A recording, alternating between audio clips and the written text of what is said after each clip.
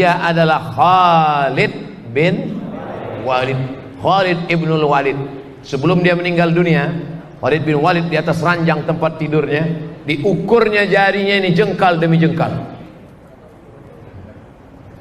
Apa kata Khalid bin Walid? Coba kalian ukur badanku ini sejengkal demi sejengkal. Setiap jengkal badan Khalid bin Walid tak ada yang kosong dari 3. Bekas tombak, bekas anak panah, bekas pedang. Jadi kalau dibuka lengan Khalid bin Walid itu nampak 3. Bekas tombak, bekas pedang, bekas anak panah. Sungguh pun begitu badannya hancur karena jihad fisabilillah. Menangis dia sebelum meninggal dunia. Mengapa engkau menangis wahai Khalid bin Walid? Amalmu banyak. Apa kata dia? Aku menangis kenapa tidak mati syahid. Tuhan itu hilang-hilang timbul di dalam hati dan pikirannya. Iya kalau malaikat maut itu ada. Iya kalau akhirat itu ada. Iya kalau azab kubur itu ada. Iya kalau surga dan neraka itu ada. Kalau ternyata nanti tidak ada bagaimana? Kata setan berbisi, la atiyannahum min baini aidihim, aku akan datang kepada mereka min baini aidihim dari depan, wa min khalfihim dari belakang, wa an aymanihim dari kanan, wa an syama'ilihim dari kiri. Setan datang silih berganti. La ughwiyannahum, aku akan goda mereka. La aq'udanna lakum siratakal mustaqim, akan kubengkokkan jalanmu yang lurus. Tapi ada satu yang tak bisa digoda oleh setan, illa ibadaka minhumul mukhlasin, orang yang hatinya bersih, tulus, murni, jernih, bening, hanya mengharapkan Allah. Nabi memanggil Bilal, Bilal, kesini sebentar Bilal. Ada apa ya Rasulullah? Sami'tu dafana 'alaika baina yadayya fil jannah. Ku dengar suara selopmu, gesekan sendalmu, terompah kayumu berbunyi di surga. Hebatnya Bilal, orangnya masih di dunia, selopnya udah masuk surga duluan. Kita bolak-balik minta masuk surga, STJ, status tak jelas, entah masuk surga entah tidak. Bilal bin Rabah, berkulit hitam, miskin, susah, melarat, hamba sahaya, budak, bukan Quraisy, tidak Arab. Sendalnya udah masuk surga duluan. Lalu kemudian ditanya Nabi, apa amalmu Bilal? Kata Bilal, amalku tak pernah meninggalkan sholat sunat setelah wudhu. Setelah sholat sunat, setelah wudhu, sholat sunat 2 rakaat yang pakai usolli sunnatal wudhu raka'ataini lillah.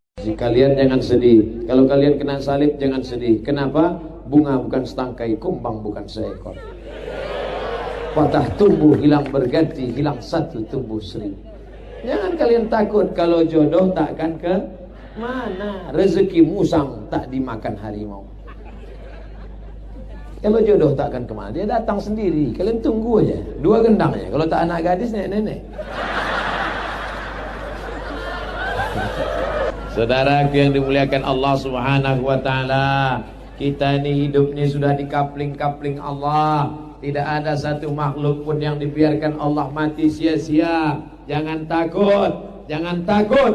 Yang perlu ditakutkan adalah takut tak selamat dari sakaratul, takut tak selamat dari azabku, takut tak selamat dari titian siratal mustaqim. Itulah yang perlu kita. Apakah nanah itu najis atau tidak? Oleh sebab itu maka mayoritas jumhur ulama mengatakan ketika kita luka, yang pertama kali keluar adalah darah. Setelah itu muncul cairan yang disebut dengan sodid. Kemudian setelah itu dia menguning menjadi nanah, disebut dengan qayh. Maka cairan nanah itu adalah najis. Oleh sebab itu maka dibersihkan, dikeringkan, setelah itu barulah sholat. Anda yang keluar saat sholat sedikit, ma'afuan, dimaafkan, diampunkan. Kalau ada ustaz yang mengatakan cairan dan nanah itu tidak najis, maka dia mengambil pendapat Imam Ibnu Taimiyah. Adapun mayoritas jumhur ulama mengatakan bahwa cairan nanah yang keluar itu adalah najis. Kalau terkena ke kain, maka mesti dicuci, dibersihkan. Dalil ulama, a'udzubillahi minasyaitonir rajim, wa yuharrimu 'alaihimul khaba'its. Diharamkan kepada mereka, bagi mereka yang menjijikkan. Nanah cairan itu menjijikkan. Lalu kenapa kamu tobat? Saya nengok orang mati, tepat di tepi kubur. Ada yang nolak dari belakang, masuk saya ke dalam. Saya sambut. Ketika menyambut itu tiba-tiba terasa dingin dari bawah, Pak Ustaz. Sejak itulah saya bertobat. Maka siapa yang ceramah tidak juga mempan, pergi nengok orang mati tak juga mempan, masuk ke liang lahat tak juga mempan, berarti memang sudah summum bukmun amyun, peka, tuli, bisu, la yaqilun, tak bisa diajak berpikir, la yarji'un, tak lagi kembali ke jalan Allah. Apa sebabnya? Khatamallahu ala qulubihim, hati terkunci, wa ala sam'ihim, telinga tersumbat, wa ala absarihim ghishawah, mata sudah tertutup. Itulah hukuman yang paling mengerikan. Saya mengamalkan surat Al-Kahfi setiap malam Jumat. Bagaimana hukumnya? Man qara'a surat Al-Kahfi yaumal Jum'ah, siapa yang baca surat Al-Kahfi malam Jumat, pagi Jumat, sore Jumat, siang Jumat, dari mulai habis maghrib, sore Kamis, malam Jumat, sampai habis asar, sampai menjelang maghrib hari Jumat, baca surat Al-Kahfi. Allah lahu min nur, dia dapat cahaya. Dengan cahaya itu dia bisa membedakan mana hak, mana hoax.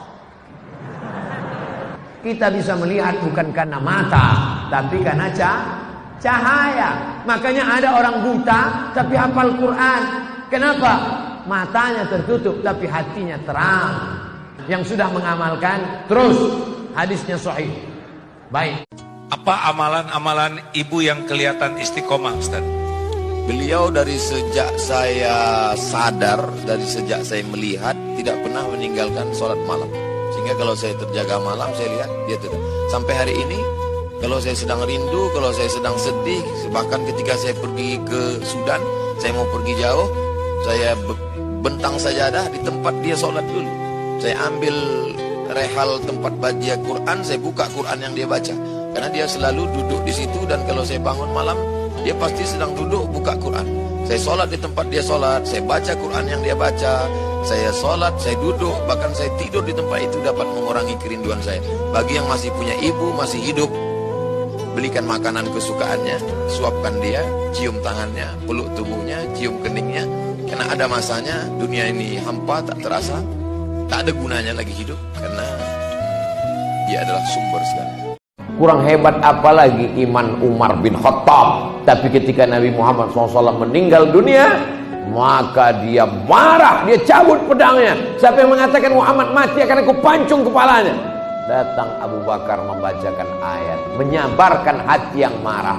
Wa ma Muhammadun illa rasul. Muhammad hanya seorang rasul, dia bukan Tuhan, dia manusia biasa. Qad khalat min qablihi rusul, rasul-rasul sebelumnya sudah meninggal.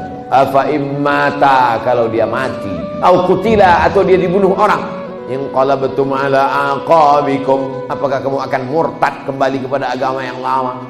Sabar Umar bin Khattab mendengar bacaan ayat Abu Bakar Siddiq radhiyallahu anhu. Mesti ada saling tolong menolong, menyabarkan orang. Watawasau bil haq, watawasau bis sabr. Begitu kalau bersaudara.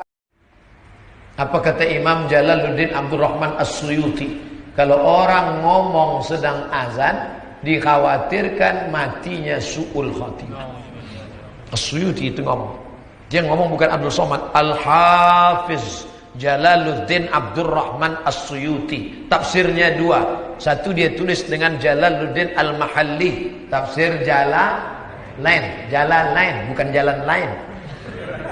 Yang kedua Ad-Durrul Mansur fit Tafsir bil Ma'sur. Kitab hadisnya Al-Jami' Al-Kabir. Kitab ulumul hadisnya Tadribur Rawi Syarah Taqrib An-Nawawi. Berapa kitab Imam As-Suyuti? Kata muridnya Ad-Daudi 500 juz kitabnya. Hafalan hadisnya berapa? Dia ngaku hafiztu mi'atai alfa hadis. Aku hafal 200.000. Setiap kalau ada orang selalu puji kita, apa patut kita lakukan? Ucapkan alhamdulillah. Sebab kalau dia puji, kita merasa bangga, boleh kena ain. Ain, muncul hasad, muncul ujub, muncul. Kita kata alhamdulillah. Dia puji sekali, alhamdulillah. Tapi bila dia puji terus sampai melampau ghulu, maka kata Nabi fahsu ala wujuhimut turab, siramkanlah pasir, debu ke wajah mereka. Fahsu ala wujuhimut turab, ambil tanah. Bagi orang yang melampau memuji, lampau, biar dia ingat. Oleh sebab itu maka dia puji. Saya senang dengar tazkirah Ustaz. Alhamdulillah. Mudah-mudahan bermanfaat. Ya, doakan saya supaya istiqamah. Semoga kita dilindungi Allah. Semoga kita husnul khatimah. Nah, ini.